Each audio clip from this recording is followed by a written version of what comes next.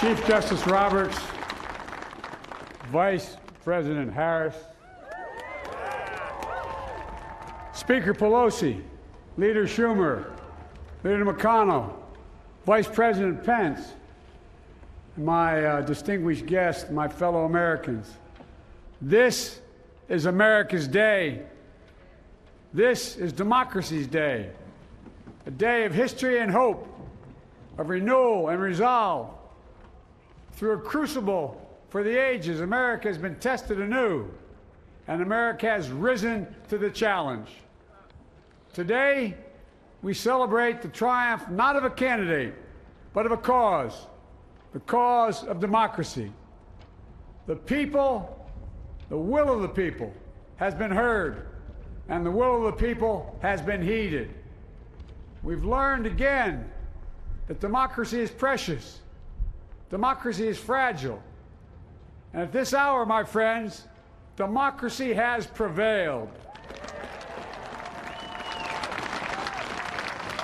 So now, on this hallowed ground where just a few days ago, violence sought to shake the Capitol's very foundation, we come together as one nation, under God, indivisible, to carry out the peaceful transfer of power as we have for more than 2 centuries. As we look ahead in our uniquely American way, restless, bold, optimistic, and set our sights on the nation we know we can be and we must be. I thank my predecessors of both parties for their presence here today. I thank them from the bottom of my heart. And I know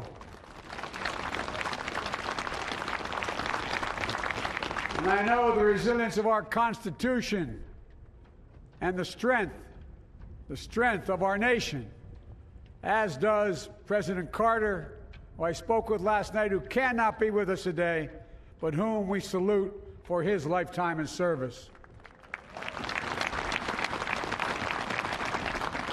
I've just taken the sacred oath each of those patriots have taken, the oath first sworn by George Washington. But the American story depends not on any one of us, not on some of us, but on all of us, on we the people who seek a more perfect union. This is a great nation. We are good people. And over the centuries, through storm and strife, in peace and in war, we've come so far. But we still have far to go. We'll press forward with speed and urgency, for we have much to do in this winter of peril and significant possibilities. Much to repair, much to restore, much to heal, much to build, and much to gain. Few people in our nation's history have been more challenged or found a time more challenging or difficult than the time we're in now. Once-in-a-century virus that silently stalks the country has taken as many lives in 1 year as America lost in all of World War II. Millions of jobs have been lost.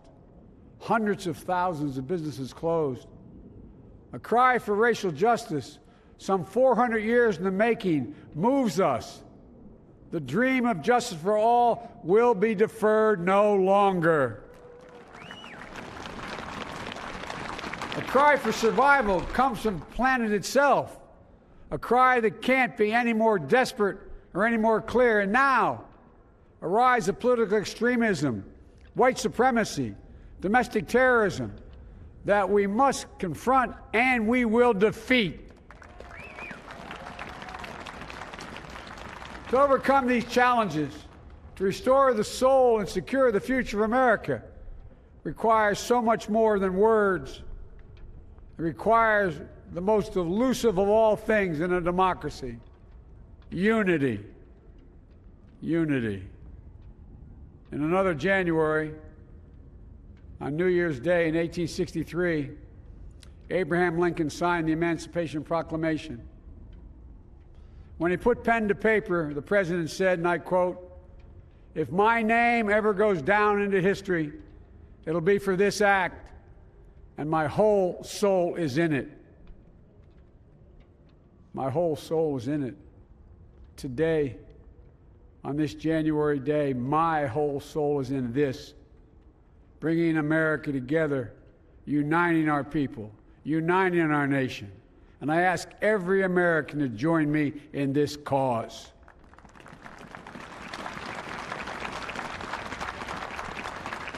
Uniting to fight the foes we face: anger, resentment and hatred, extremism, lawlessness, violence, disease, joblessness, and hopelessness. With unity, we can do great things, important things. We can right wrongs. We can put people to work in good jobs. We can teach our children in safe schools. We can overcome the deadly virus. We can reward work and rebuild the middle class and make health care secure for all. We can deliver racial justice, and we can make America once again the leading force for good in the world. I know speaking of unity can sound to some like a foolish fantasy these days. I know the forces that divide us are deep and they are real. But I also know they are not new.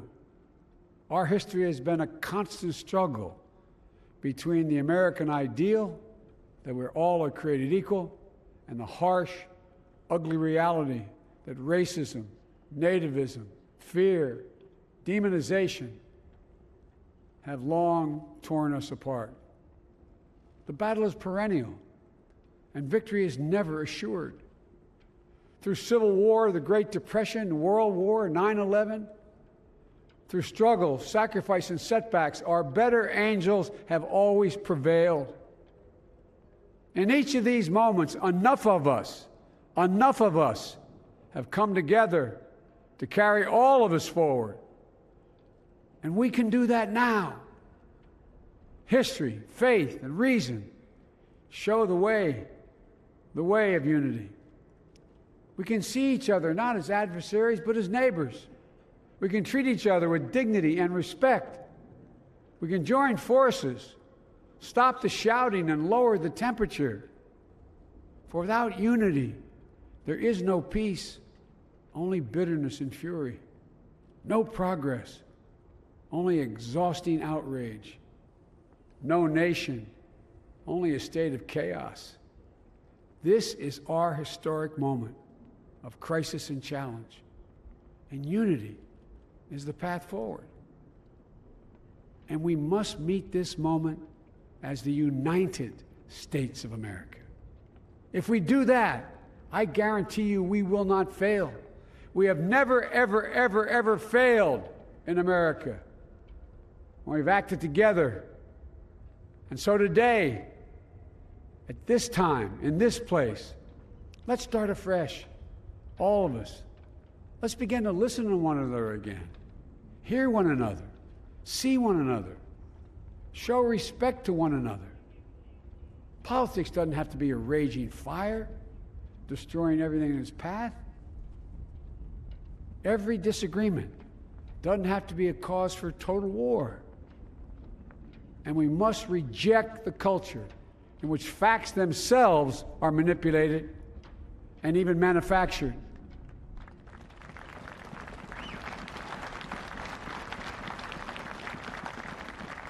My fellow Americans, we have to be different than this.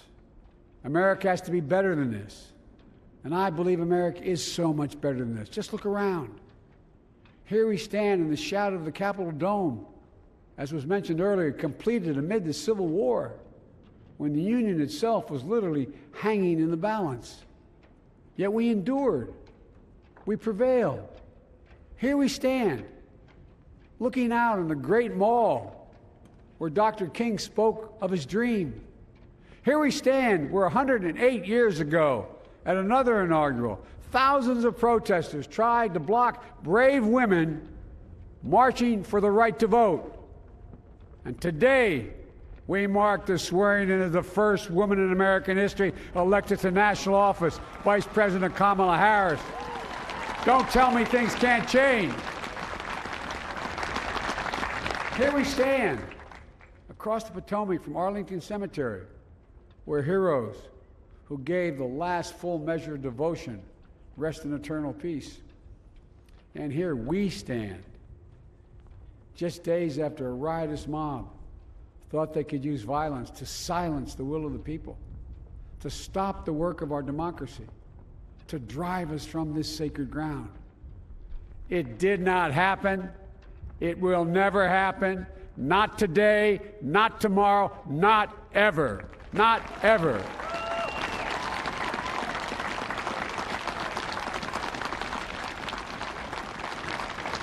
To all those who supported our campaign, I'm humbled by the faith you've placed in us. To all those who did not support us, let me say this. Hear me out as we move forward. Take a measure of me and my heart. And if you still disagree, so be it. That's democracy. That's America. The right to dissent peaceably within the guardrails of our republic is perhaps this nation's greatest strength. Yet hear me clearly. Disagreement must not lead to disunion. And I pledge this to you. I will be a president for all Americans. All Americans. And I promise you, I will fight as hard for those who did not support me as for those who did.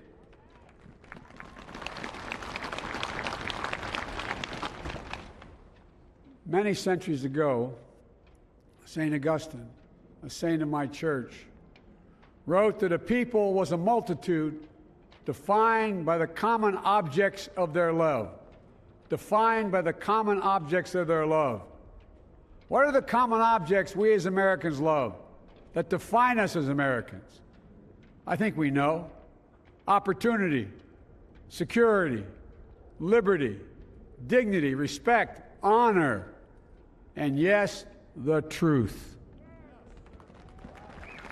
Recent weeks and months have taught us a painful lesson. There is truth and there are lies. Lies told for power and for profit. And each of us has a duty and a responsibility as citizens, as Americans, and especially as leaders. Leaders who have pledged to honor our Constitution and protect our nation, to defend the truth and defeat the lies. Look, I understand that many of my fellow Americans view the future with fear and trepidation. I understand they worry about their jobs. I understand, like my dad, they lay at bed at night, staring at the ceiling, wondering, can I keep my health care? Can I pay my mortgage? Thinking about their families, about what comes next. I promise you, I get it. But the answer is not to turn inward, to retreat into competing factions, distrusting those who don't look like you, or worship the way you do, or don't get their news from the same sources you do. We must end this uncivil war that pits red against blue, rural versus urban, conservative versus liberal. We can do this if we open our souls instead of hardening our hearts, if we show a little tolerance and humility, and if we're willing to stand in the other person's shoes, as my mom would say, just for a moment, stand in their shoes. Because here's the thing about life. There's no accounting for what fate will deal you. Some days, when you need a hand. There are other days when we're called to lend a hand. That's how it has to be. That's what we do for one another. And if we are this way, our country will be stronger, more prosperous, more ready for the future. And we can still disagree. My fellow Americans, in the work ahead of us, we're going to need each other. We need all our strength to persevere through this dark winter. We're entering what may be the toughest and deadliest period of the virus. We must set aside politics and finally face this pandemic as one nation. One nation. And I promise you this, as the Bible says, weeping may endure for a night, but joy cometh in the morning. We will get through this together. Together. Look, folks, all my colleagues I serve with in the House and the Senate up here, we all understand the world is watching all of us today. So here's my message to those beyond our borders. America has been tested, and we've come out stronger for it. We will repair our alliances and engage with the world once again, not to meet yesterday's challenges, but today's and tomorrow's challenges. And we'll lead not merely by the example of our power, but by the power of our example.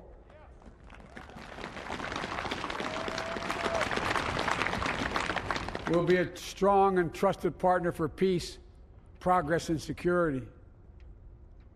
Look, you all know we've been through so much in this nation. And in my first act as president, I'd like to ask you to join me in a moment of silent prayer. Remember all those who we lost in this past year to the pandemic. Those 400,000 fellow Americans, moms, dads, husbands, wives, sons, daughters, friends, neighbors, and co-workers. We'll honor them by becoming the people and the nation we know we can and should be. So I ask you, let's say a silent prayer for those who've lost their lives and those left behind, and for our country.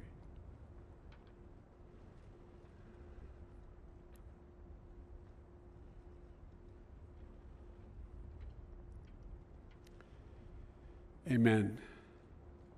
Folks, this is a time of testing. We face an attack on our democracy and on truth, a raging virus, growing inequity, the sting of systemic racism, a climate in crisis, America's role in the world. Any one of these would be enough to challenge us in profound ways. But the fact is, we face them all at once, presenting this nation with one of the gravest responsibilities we've had. Now we're going to be tested. Are we going to step up, all of us? It's time for boldness, for there's so much to do. And this is certain. I promise you, we will be judged, you and I, by how we resolve these cascading crises of our era. We will rise to the occasion is the question. Will we master this rare and difficult hour? Will we meet our obligations and pass along a new and better world to our children? I believe we must. I'm sure you do as well. I believe we will. And when we do, we'll write the next great chapter in the history of the United States of America, the American story. A story that might sound something like a song that means a lot to me. It's called American Anthem. There's one verse that stands out, at least for me, and it goes like this. The work and prayers of century have brought us to this day. What shall be our legacy? What will our children say? Let me know in my heart when my days are through. America, America, I gave my best to you. Let's us add our own work and prayers to the unfolding story of our great nation. If we do this, then when our days are through, our children and our children's children will say of us, they gave their best, they did their duty, they healed a broken land. My fellow Americans, I close the day where I began, with the sacred oath. Before God and all of you, I give you my word. I will always level with you. I will defend the Constitution. I'll defend our democracy. I'll defend America. and will give all of you, keep everything I do in your service, thinking not of power, but of possibilities, not of personal interest, but the public good. And together we shall write an American story of hope, not fear, of unity, not division, of light, not darkness, a story of decency and dignity, love and healing, greatness and goodness.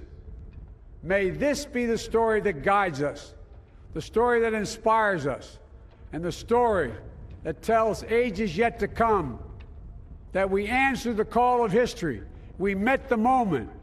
Democracy and hope, truth and justice did not die in our watch, but thrived. That America secured liberty at home and stood once again as a beacon to the world. That is what we owe our forebears, one another, and generation to follow. So, with purpose and resolve, we turn to those tasks of our time, sustained by faith, driven by conviction, and devoted to one another and the country we love with all our hearts. May God bless America, and may God protect our troops. Thank you.